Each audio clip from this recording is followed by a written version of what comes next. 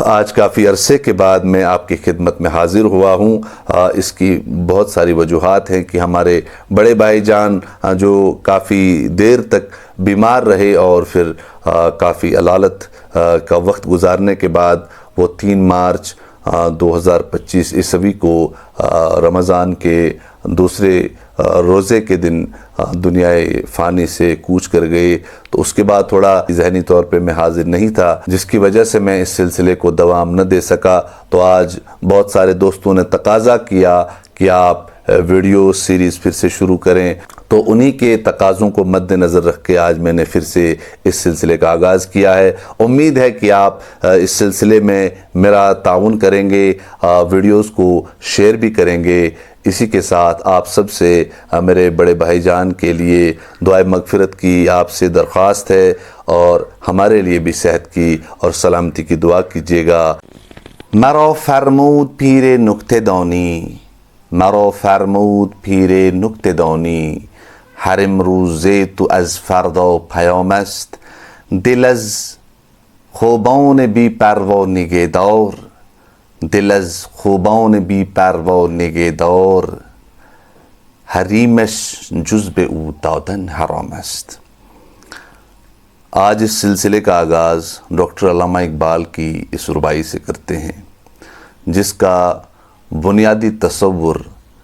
توحید اور شرک ہے۔ ڈاکٹر علامہ اقبال فرماتے ہیں کہ مجھے ایک پیر کامل نے یہ بات بتائی کہ تیرا ہر آج آنے والے کل کا پیغام ہے،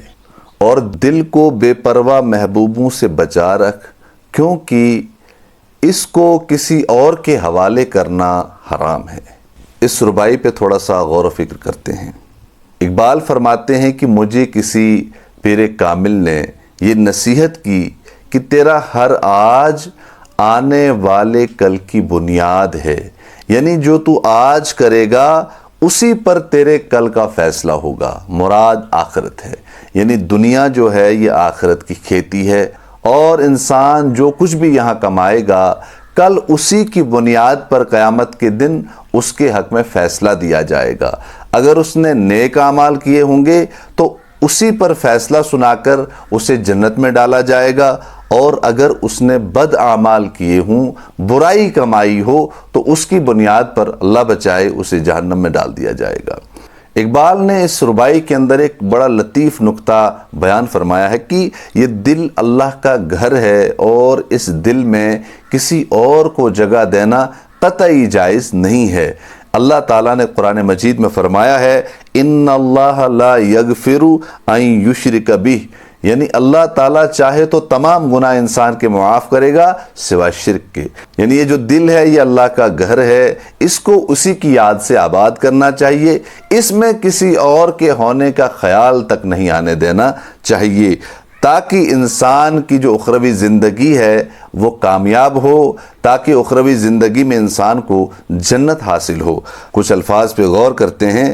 کہ نکتہ دان ہوتا ہے بات جاننے والا، علم والا، اور فردا کل، امروز آج، خوبان محبوب خوبصورت لوگ، نگہدار حفاظت کر، دل از خوبان بی پروا نگہدار، اپنے دل کی حسن والوں سے حفاظت فرما، اپنے دل کے اندر کسی اور کا خیال پیدا نہ کر، کیونکہ یہ جو دل ہے یہ اللہ کا گھر ہے، اس کو کسی اور کے لیے استعمال کرنا جائز نہیں ہے۔ پروفیسر یوسف سلیم چشتی صاحب اس کی تشریح میں لکھتے ہیں کہ اس ربائی میں خوبان بے پرواہ کی ترکیب بڑی دلکش ہے۔ اقبال نے بے پرواہ کی قید لگا کر ہمیں اس حقیقت سے آگاہ کیا ہے کہ عورتیں خوبان عالم عاشق کے خلوص کی قدر نہیں کرتی،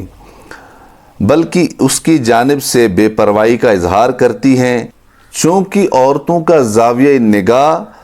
سراسر مادی ہوتا ہے، اس لیے عاشق کے اظہار تمنا سے ان کی خودبینی میں اور بھی اضافہ ہو جاتا ہے، لیکن دولت کو دیکھ کر بلا تعمل سپر انداز ہو جاتی ہیں۔ بہرحال میں یوسف سلیم چشتی صاحب کی رسپیکٹ کرتے ہوئے ان کی اس تشریح پر اپنا نقطہ نگاہ پیش کرتا ہوں۔ چونکہ جب اللہ تعالیٰ نے یہ ذکر کیا ہے کہ اللہ تعالیٰ چاہے تو تمام گناہوں کو معاف کر سکتا ہے سوائے شرک کے، تو گویا یہاں پر جو صنف نازک کا یہاں پہ ذکر کیا گیا ہے، میں اس کے حق میں نہیں ہوں۔ یہ جو محبت کا عنصر ہے یہ ہر انسان کے اندر موجود ہے، چاہے وہ عورت ہو یا مرد ہو، دونوں کے اندر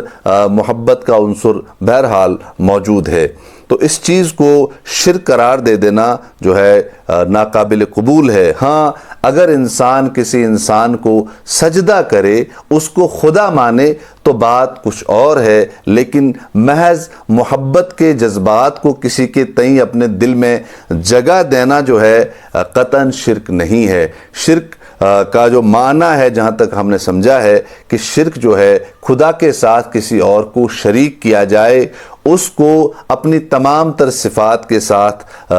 خدا کا درجہ دے دے۔ تو یہاں پر یوسف سلیم چشتی صاحب کی یہ جو تشریح ہے، میں اس سے بالکل متفق نہیں ہوں۔ یہاں پر بات صنف نازک کی گئی ہے کہ ان کا جو زاویہ نگاہ ہوتا ہے وہ سراسر مادی ہوتا ہے، اس لیے وہ عاشق کے اظہار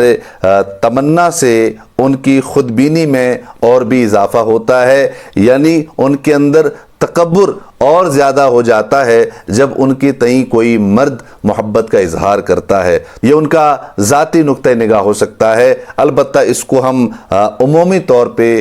قبول نہیں کر سکتے۔ بہرحال جو یہاں پر نقطہ قابل غور ہے وہ یہ ہے کہ اللہ تعالیٰ اپنے بندے کے دل میں رہتا ہے، اور وہ یہ نہیں چاہتا کہ بندے کا دل کسی اور کی طرف مائل ہو، غیبی امداد حاصل کرنے کے لیے کسی اور کو اپنا خدا مانے۔ اللہ تعالیٰ یہ نہیں چاہتا کہ کوئی بندہ اپنی ضروریات کے لیے اس کو چھوڑ کر کسی اور کو خدا مان کر پکارے اور اس سے اپنی ضروریات جو ہے وہ پوری کروائے۔ بہرحال یوسف سلیم چشتی صاحب نے جو خواتین کا یہاں ذکر کیا ہے کہ ان کے ساتھ اگر محبت کا اظہار کیا جائے تو ان کے اندر تکبر آ جاتا ہے۔ احادیث کے اندر میاں اور بیوی کی جو محبت ہے اس کو انکریج کیا گیا ہے، اس کی تائید کی گئی ہے اور اسے کار ثواب قرار دیا ہے۔ تو اگر کوئی انسان، کوئی مرد اپنی عورت سے محبت کا اظہار کرے تو یہ قطعاً شرک نہیں ہے، بلکہ یہ سنت ہے۔ یہ جو زوجین ہوتے ہیں ان کے درمیان محبت جو ہے وہ ڈال دی گئی ہے۔ یہاں پر جو نقطہ ابھارا گیا ہے وہ یہی ہے کہ انسان اپنے دل میں خدا کے سوا کسی اور کو جگہ نہ دے، کسی اور کو خدا نہ مانے، اس غیر اللہ کے تصور کو اپنے دل و دماغ سے نکال دے، تبھی جا کے اس کی آخرت کے اندر نجات ہوگی۔ السلام علیکم ورحمۃ اللہ وبرکاتہ۔ یار زندہ صحبت باقی است۔